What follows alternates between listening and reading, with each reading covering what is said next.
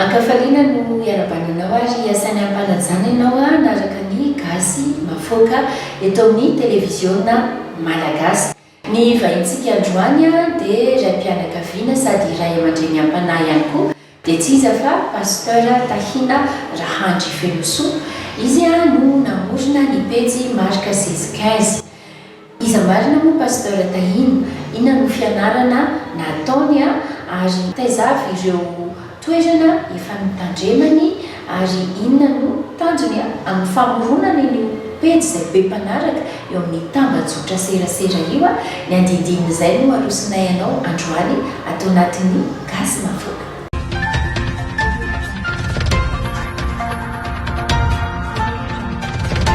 Izy no pasteur Tahina Rahandry Fenosoa, tandrina amin'ny FJKM iray any Allemagne. Fony kely dia efa nofinofiny ny anao pasteur. Raika ambin'ny folo taona classe de 6e tamin'izany fotoana izany dia nisy ilay fanontaniana voalohany izany tany am-pianarana hoe inona ny asa tianao atao rehefa lehibe. Dia nahagaga fa pasteur no teneniko tamin'izay fotoana izay dia nandritra ny iray taona teo nalalany ny ankizy tany am-pianarana hoe pasteur dadapasy sy ny ohatr'izany dia lasa tsy tiako ilay izy. Dia novaiko izy avy eo hoe aleo vaina atao hoe dokotera indray fa efa tena tamin'ny voalohany mihitsy dia efa hoe pasteur. Enina mianadary Tahina Rahandry Fenosoa no zanaky ny ray aman-dreniny ka izy no fahadimy. Enina mianadary zay dia 5 lahy 1 vavy, izany no fahadimy. Dia tany Ampitatafika izay no mipetraka ny tany amin'ny lehibe. Lehibe teto Antananarivo izy ary tany Ampitatafika no nandaniny ny fahazazany. Isan'ny fahatsiarovana nahafinaritra azy fony kely ny fiarahan'izy mianakavy mijery tele tao an-tokantrano. Be dia be ny zavatra nahafinaritra. Anisan'izany zao ohatra hoe ny fiarahana atao tokantrano rehefa alahady avy mandeha mivavaka dia avy misakafo dia miara-mijery film dia ambony fandriana daholo ny rehetrarehetra. Tahak'izany koa rehefa hariva miara-mijery vaovao dia miaraka misakafo dia miaraka mijery seria. Reny zany anisan'ny zavatra tena hoe nahafinaritra tamin'ny fahazazana. Toy ny ankizy rehetra dia nanaraka ny fampianarana ankapobeny Rahandry Fenosoa Tahina. Rehefa nieritreritra ny antsehatra amin'ny fitsaboana ny tenany dia lasa mpitsabo mpanampy ary infirmier d'etat mihitsy. Avy teo dia nandalina momba ny teolojia taty aoriana satria antso ny asa mahampitandrina. Ilay izy aloha nieritreritra satria ny manokana zao hoe maha-pasteur nofinofiko tamin'ny mbola kely ilay izy fa novaiko izany ilay izy. Rehefa nanomboka classe de 5e dia nataoko hoe dokotera indray. Dia ny zavatra tokony atao zany dia hoe tsy hovaina mihitsy ilay tanjona fa iny foana zany nitazoma. Dia ny manokana zao tanteraka ihany izay hoe isehatra amin'ny lafiny fitsaboana izay na dia tsy lasa dokotera fa nanao mpitsabo mpanampy moa zany satria efa izay foana ny tanjona dia izay foana ny eritreretina dia izay foana ny lalana tadiavina zany dia tsara zany manana izay hoe fifantohana amin'ny lalana anankiray izay fa tsy hoe miovaova arakaraka ny zava-misy eny zany. Fa ny naha-pasteur indray nofinofy ilay izy fa tsy nieritreretiko atao izy taty aoriana saingy ilay antso zany nanosika anahy dia lasa tsy maintsy tafarona atao anatin'ilay izy ihany dia zavatra roa samy hafa ihany satria ny anankiray ohatrany hoe misy zavatra tsy azo ialana fa ny anankiray ohatrany hoe safidy izay azo ovana. Arak'ilay fanavarako teo ny anankiray aloha zany dia nanao mpitsabo mpanampy rehefa vita ny baka dia infirmier d'etat mihitsy fa niasa nandritra ny fotoana tanatin'izay sehatra izay. Fa taorianan'izay koa dia nanao pasteur moa zany anatra teolojia nandritra ny 5 taona tany amin'ny toeram-panomanana mpitandrina teny Ambatonakanga. Dia avy eo moa nisy formation kely maromaro natao tany Ampitandranomasina. Nanatra leadership tany États-Unis, nanao ecumenisme tany Suisse, nanao nianatra ny toriteny koa tany États-Unis. Dia nisy fotoana ihany koa nanao master moa zany tany Allemagne dia amin'izao fotoana izao manao doctorat ny Allemagne ihany koa. Arak'izany dia sady mianatra no mitondra fiangonana pasteur Tahina ny Allemagne. Ohatrany ahoana marina moa zany hoe asa nampitandrina izany? Mafy aloha ilay izy satria raha mieritreritra an'izany zavatra nalaovanay tany ambanivohitra nandritra ny 9 taona zany dia tena ohatrany hoe tsy ho vita mihitsy. Ary izany anisan'ny mahatonga ny olona kivy sy mieritreritra hoe ahoana moa zany hoe antso amin'ny pasteur ho any ambanivohitra zany. Kanefa tsy ny any ambanivohitra ihany ny sarotra fa na ny ety an-drenivohitra na ny any Ampitandranomasina koa dia misy lafin-javatra tena hoe manahirana zany ao anatin'izy. Ankoatran'izany ny fahasarotany ny asa atao amin'ilay fanenjehana, olana trehana.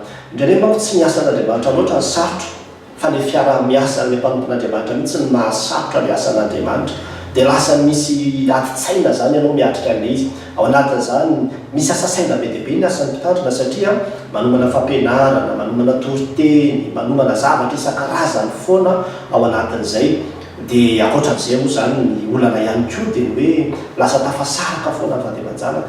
Mba tsatry mihitsy zany hoe krismasy dia miara mateny mivavaka, dia miara mimody, dia miara misakafo, fa tsy izay ilay izy satria zany anay zao a dia rehefa tonga ny fotoan-dehibe takatray dia mitety fiangonana dia tafasaraka ny vady aman-janaka foana. Zany zany ny lafiny hoe manahirana ao anatin'ilay izy. Ankoatran'izany ny fakapanahy sy ny ady ataon'ny devoly satria mafimafy kokoa zany ny ataky ataon'ny devoly ho an'ny mpanompon'Andriamanitra.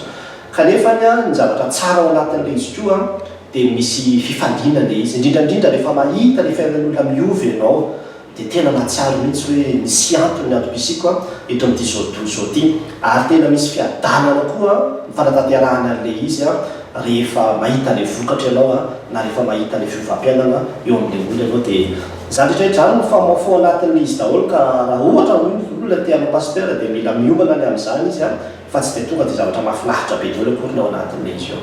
Vantany vao nahavita fianarana teny Ambatonakanga, Pastera Tahina dia voatendry ny asa tany Marovoay. Ny asa tany ny tenany nandritra ny 7 taona teo.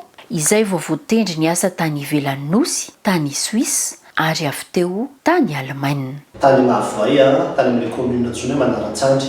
Tany zany vao vita ny fianarana teolozia dia tany nandeha nandritra ny 9 taona sy tapany 7 taona teo izay ny tany dia rehefa avy any dia tonga dia nandeha nakany Allemagne, fa nisy fotoana kely any nitondra tany Suisse ihany koa 10 volana dia ireo ihany zany hatreto aloha. Ankoatra ny fitoriana ny tenin'Andriamanitra ny am-piangonana dia mizara ny tenin'Andriamanitra amin'ny alalan'ny tambajotra Pastera Tahina, ka ny taona 2024 no namorona ny pejy Marka 16:15 ny tenany. Marka 16:15 dia milaza hoe mandehana any amin'izao tontolo izao ianareo ka mitoria ny filazantsara amin'ny olombelona rehetra. Mampahery sy mampiorina tsara ny olona ao amin'ny Jesosy Kristy no tanjon'ny pejy. Mahatratra 4 hetsy mahery ny mpanaraka ny pejy Marka 16:15 amin'izao fotoana izao. Hatreto dia video misy hatramin'ny 500 mahery no efa miparitaka any amin'ny YouTube. Tamin'ny taona 2024 rehefa niverina avy any Madagasikara, teto Madagasikara zany avy nandeha tany États-Unis dia nahazo connexion internet zay tany amin'ilay fiangonana ambanivohitra be nentinay, dia sady nanana tablety maromaro koa zany ampiasain'ny ankizy anaovana internet. Dia nanomana zany hoe inona no zavatra ho ampianarina an'ireto tanora reto hoe zavatra azo mijerevana atao anatin'ny YouTube. Dia nipetraka teo ambodina hazo ngeza be izay dia nijery teo inona zany no conseil-ko amin'ireto tanora reto. Ny ankizy ny ambanivohitra moa tsy mahita ny anglisy, tsy mahita ny frantsay, dia contenu amin'ny teny gasy zany no tena nitadiaviko.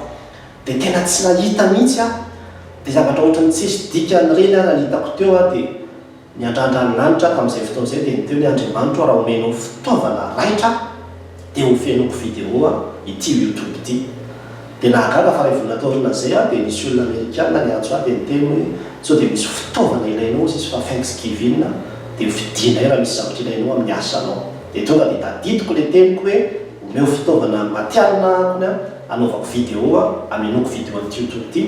Dia tonga dia vidina daholo ilay fitaovana rehetra izay ilaina. Dia amin'izao fotoana izao zany zao taona teoriana efa mahery 500,000 ny video izay efa lasany amin'ny YouTube.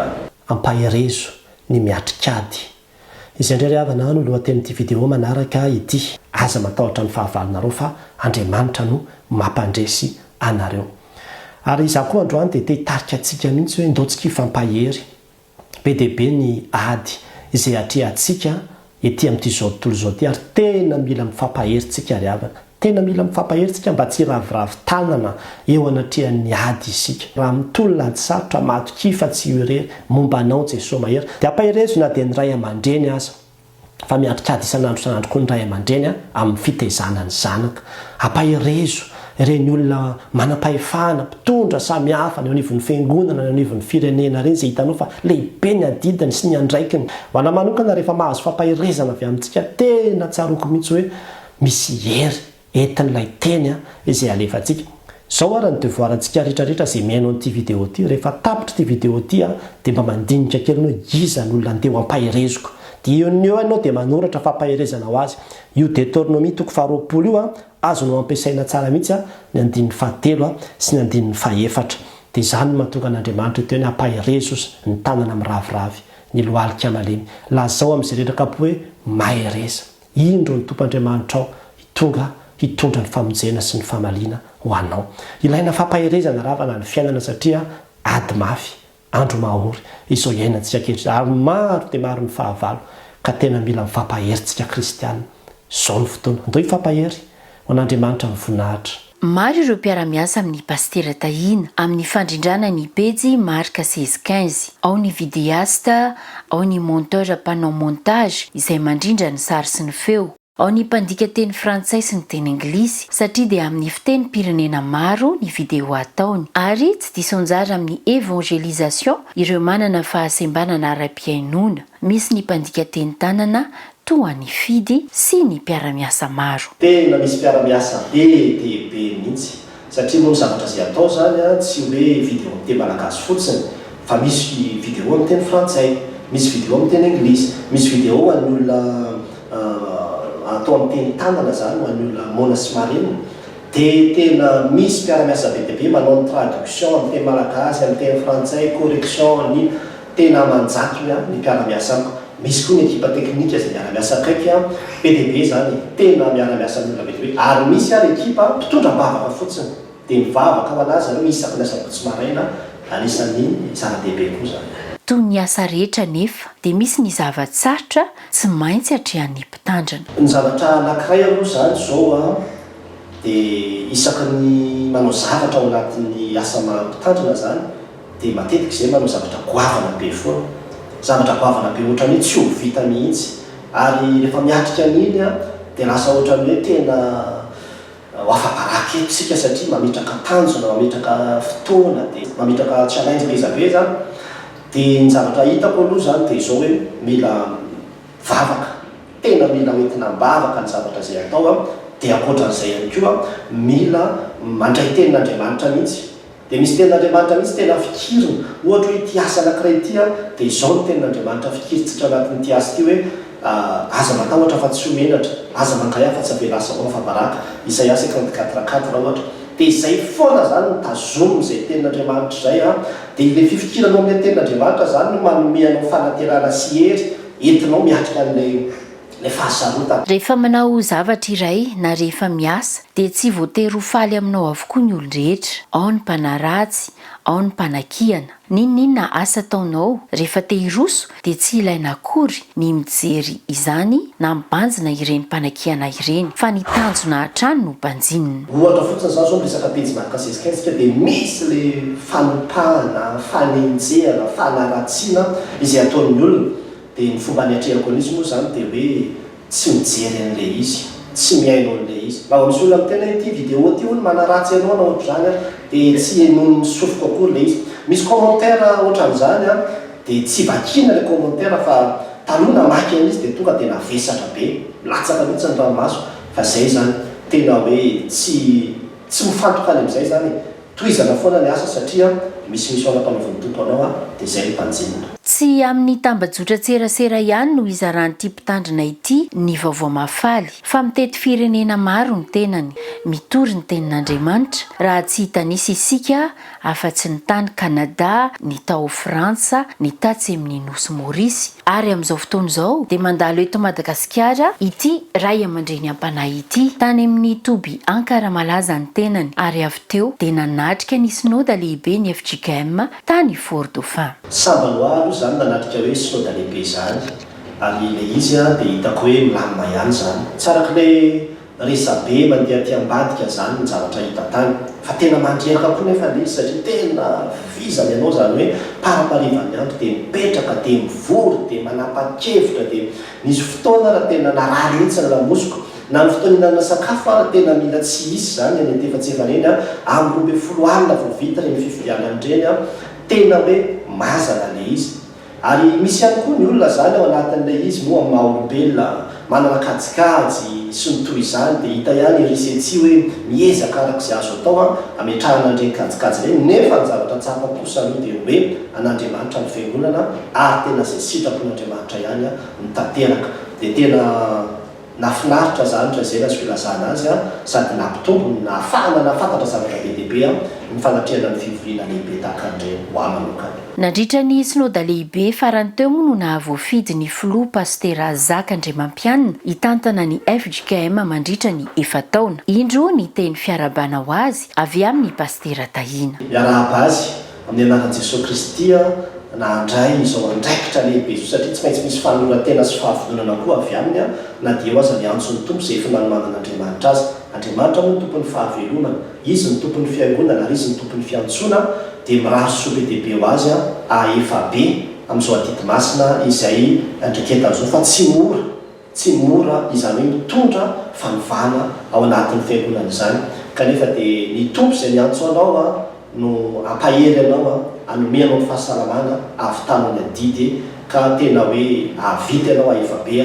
araka ny teny fanevantsika hoe mahefabe mandrakariva amin'ny asan'ny tompo ao anatin'izao efa taona manaraka izao. Resaka vie privé kely isika manambady ary mananjanaka amin'ny rahavavy pastera Tahina. Zava-dehibe amin'ny asana mpitandrina ny fahaizana mandrindra ny fotoana. Manambady dia mananjanaka vavy raky ambin'ny 10 taona sy 7 taona dia tena tsy mora ny mandrindra ny fiainam-pianakaviana amin'ilay asa fanompoana satria ny olona moa zany dia miantso foana tsy misy mihitsy hoe eto katretrany misokatra ny birao mangataka fioanana foana tantara sy loatra zany fa dia tsy maintsy mametraka programa ianao zany hoe eto miara mivoaka amin'ny ankizy, eto miara misakafo, eto miara mivavaka, eto miara mandeha mitondra zao mandeha milomano sy loatra zay dia miezaka zany manaja sy manaraka an'ireny fandaminana napetraka ireny dia izay no ahafahana mandrindra an'ilay izy fa na izany raha hita ihany hoe tsy ampy ilay fotoana iarahana ny vady aman-janaka. Arak'izany dia fialambolin'izy efa mianaka ny mandeha milomano ary isan'ny mahafinaritra ity mpitandrina ity ihany koa ny mijery filma miaraka amin'ny zanany. Milomano dia mijery filma miaraka amin'ny ankizy. Farany dia sakafo ankafiziny ity ray aman-dreny ampanahy ity ny voanjobory sy ny henan-kisoa. Voanjobory sy henan-kisoa zay zany mba ankafiziko dia mangazo dia ankoatran'izay tsaramaso zany hoe rehefa voamaina zany zany zao neneny tsy tapaka mihitsy any any na dia any mpitandranomasina raha rehefa misy olona mandeha dia hitondra kely voanjobory, hitondra kely tsesisa zany ny zavatra tsy maintsy hoanina foana.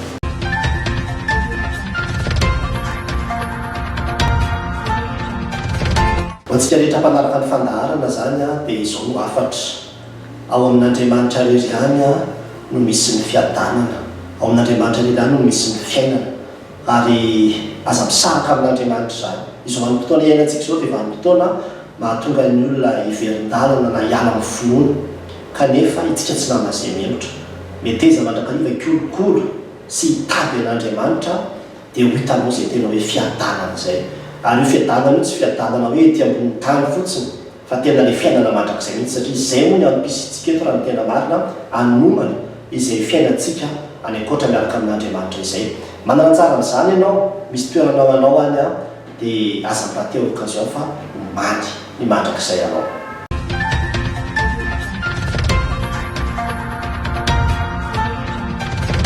Farana ny fandaharantsika no anisarana dia andeha hojerentsika hoe inona no lesona azo tsoaina tamin'ny fiainan'ny pastera Tahina.